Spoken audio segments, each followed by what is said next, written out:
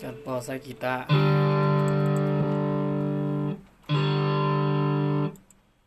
หลายคนจะเห็นตอนอาจารย์ปอใส่กีตาร์เนี่ยว่า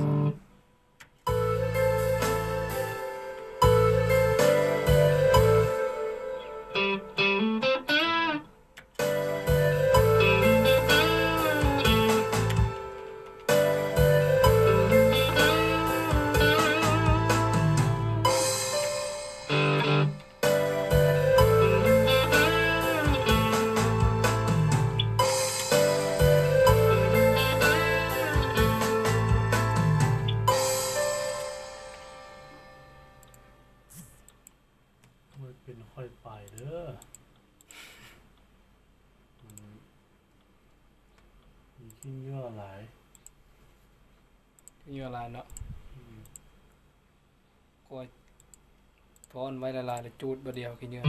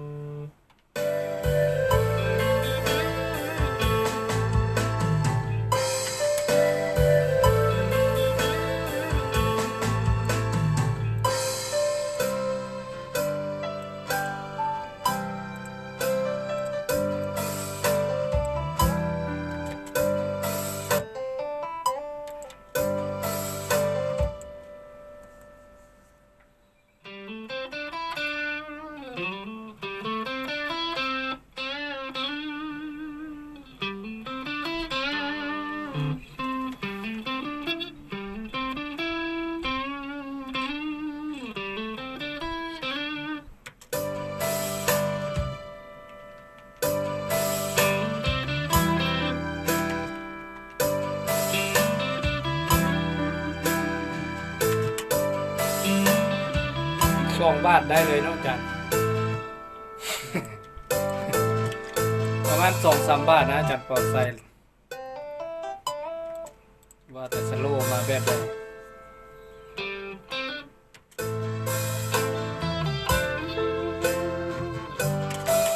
บาทเดียวครับ ตามมิดี้มาเด้อนี่นะ ตามแนวคิดของนักดนตรีเนี่ย แนวคิดออกแบบมาเนาะ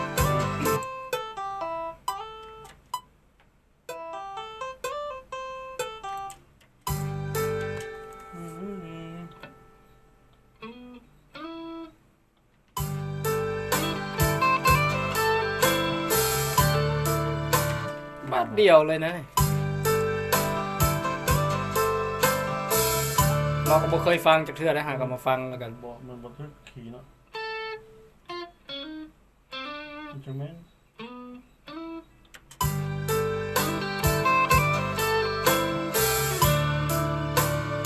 บาทเดียวคือเก้า อัน แล้ว นี้บันทึกเธอเนาะที่มันบันทึก จะไปเล่นคีย์ใดก็เล่นบาทเดียวนะบาทเดียว2 บาท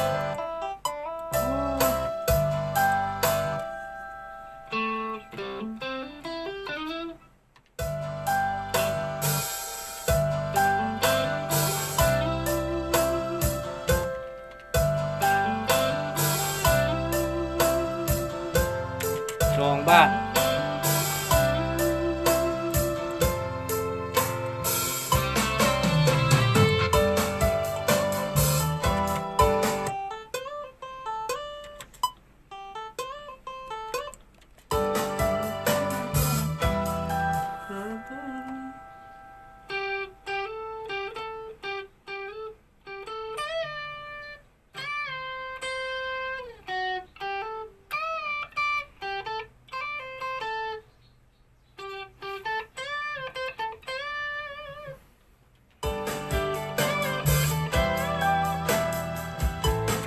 นะบาทเดียวโอ้ยถ้าแม่นเฮาสิ2 มื้อยังบ่ได้อันแต่แต้วนี่ก็ได้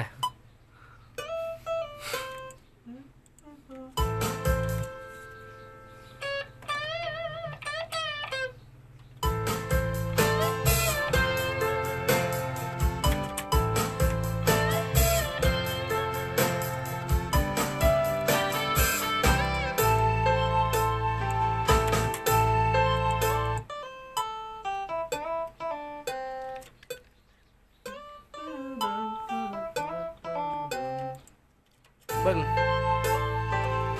เราจะเบิ่งโน้ตไปพร้อมตัวใดเราจะเล่นไปตามโน้ต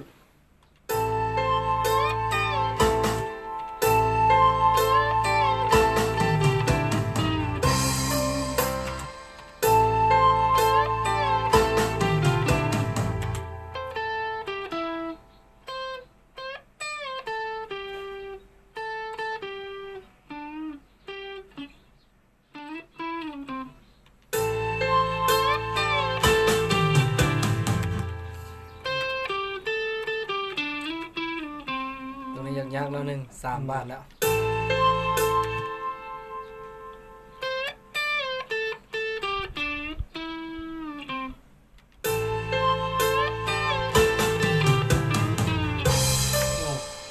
โดดไป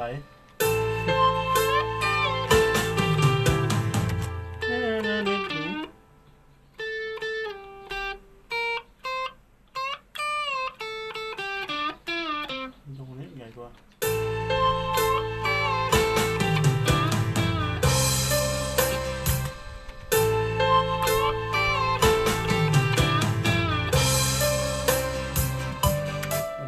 พิษบอล คิดห้องเนาะ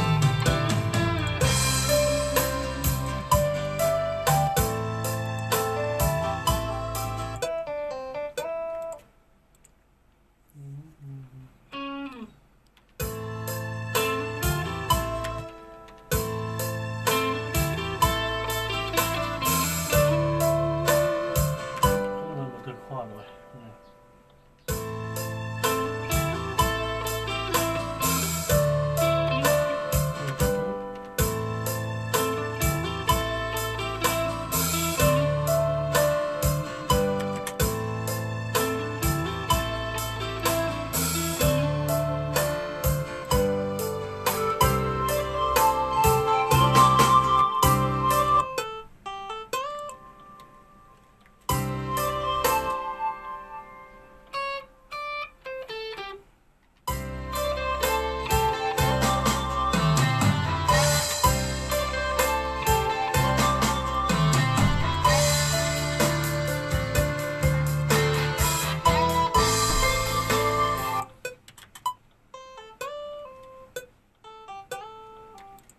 หลายอยู่เนาะอาจารย์ ลายได้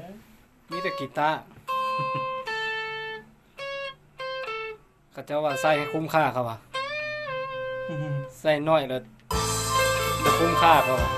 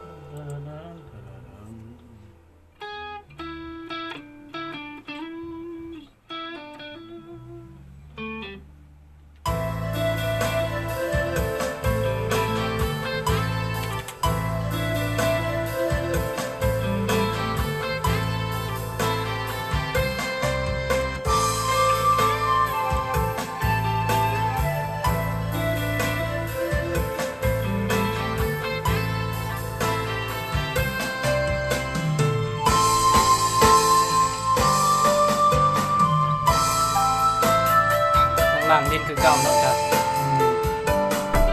ครับมาใส่เลย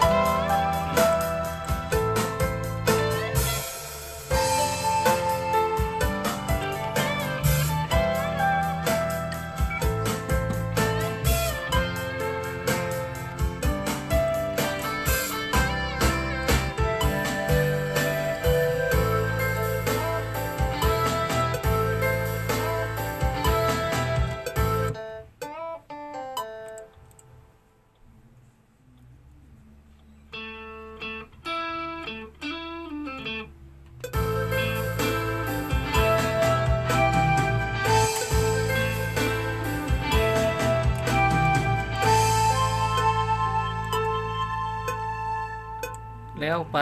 ลายสโลว์เนาะอาจารย์ มันบอกรวมลายสโลูกีตาร์ ยังอีกลายหนึงบ่อาจารย์ ยัง โอ้ นั่นเป็นกีตาร์เคลนซะเรื่อง อ่า ถ้าโอเวอร์ได้ซะเรื่องแต่ว่ากีตาร์โซโล่นี่บ่หลายปานใดหลายด้วยกันนั่นแหละ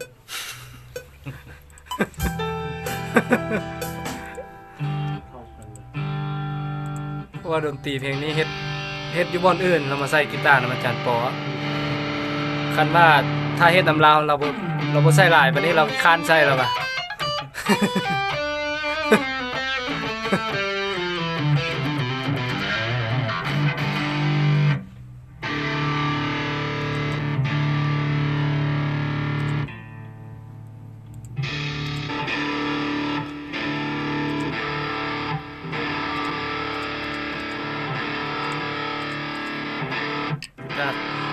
กีตาร์แตกบัดนี้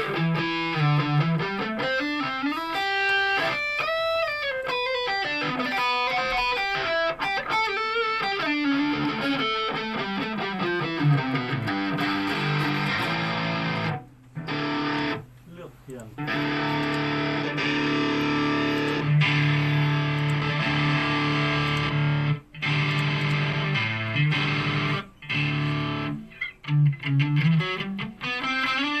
เลือกเสียงที่ว่าบ่เจ็บหัวน้อยที่สุด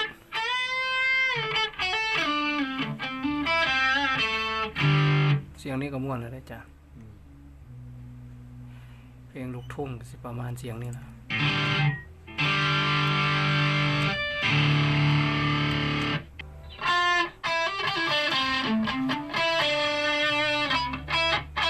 นั่งใส่กีตาร์นั่งเฮ็ดดนตรีแบบนี้หลายปีแล้วตั้งนี่ฮักมาหลายหน่วยแล้วจานปอก็ได้บ่ให้ตุ้ยสิไปซ้ายอยู่แต่บอนเก้านี่หมดปีเฮ็ดจังไดก็บ่ร้อนลูกค้าหลายโพด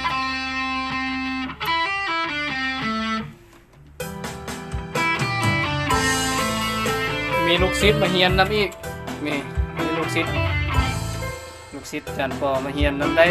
2 เดือนแล้วเพิ่นว่า เกินไปเลย ยังมืดตึ๊บอยู่ เฮ้ยลงแล้ว 2 เดือนแล้วอยากยอมเลยนี่นะ เอาสู้ กลับบ้านละ ๆบ่ได้ง่ายเด้อเฮ็ดดนตรีเพื่อสิได้ตามอาจารย์ปอนี่ว่าเป็น10 กว่าปีแล้วเราเฮ็ด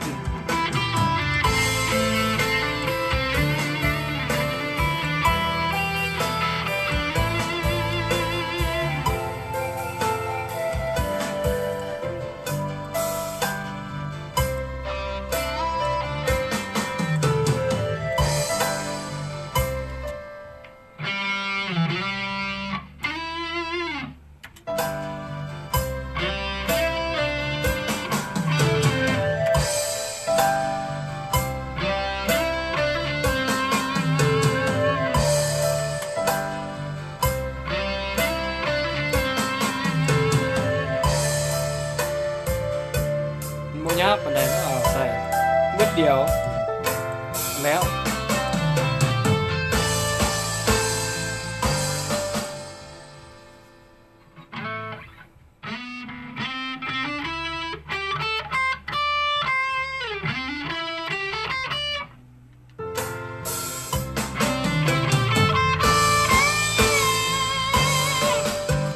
เมื่อของเรามาทุกคน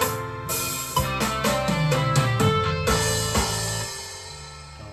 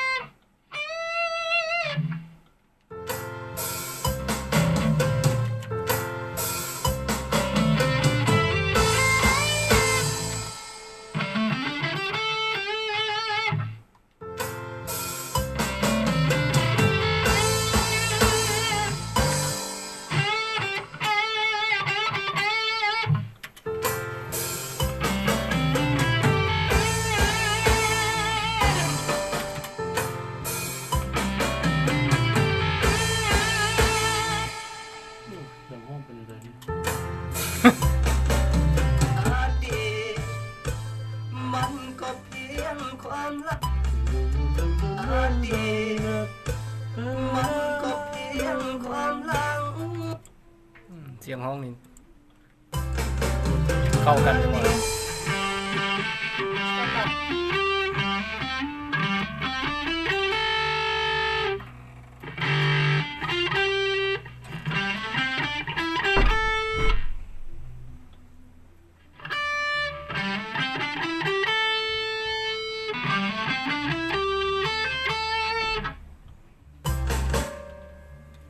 คิดไม่เด้อนี่บ่ คิดไม่เลยก็ได้อาจารย์ลูกได้ นำเสียงห้องเลย บวกเข้าเลยคิดไม่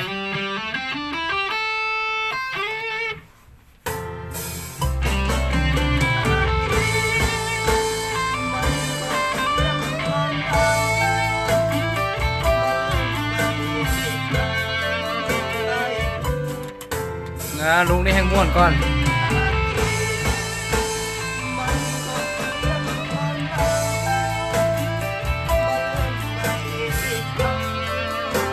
เสียงแตกหลายขึ้นเสียงแตกลงนี่ เสียงแตกลายก็วุ่นวายพุ่นเนาะ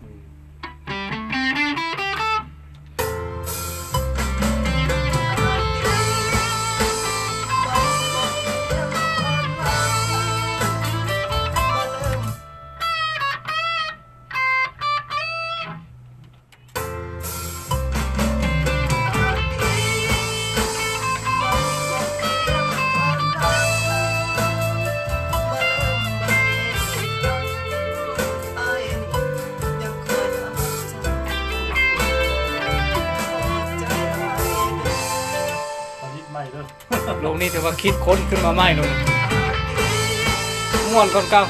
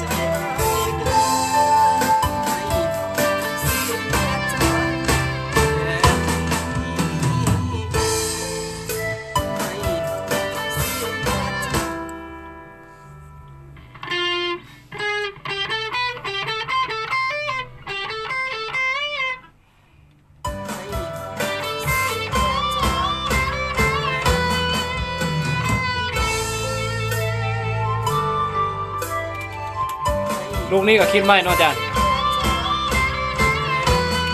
ให้มันเข้าคอด อ่า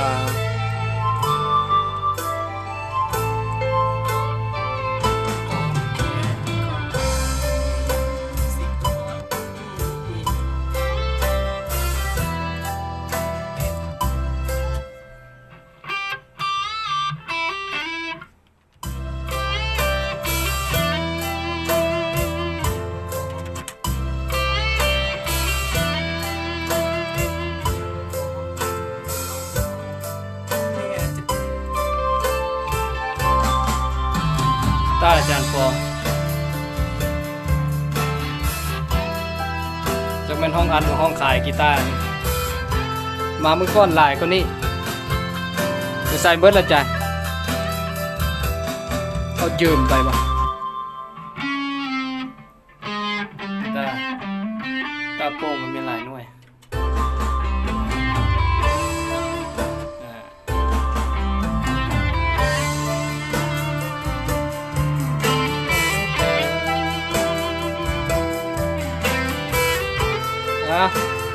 สามีก่อน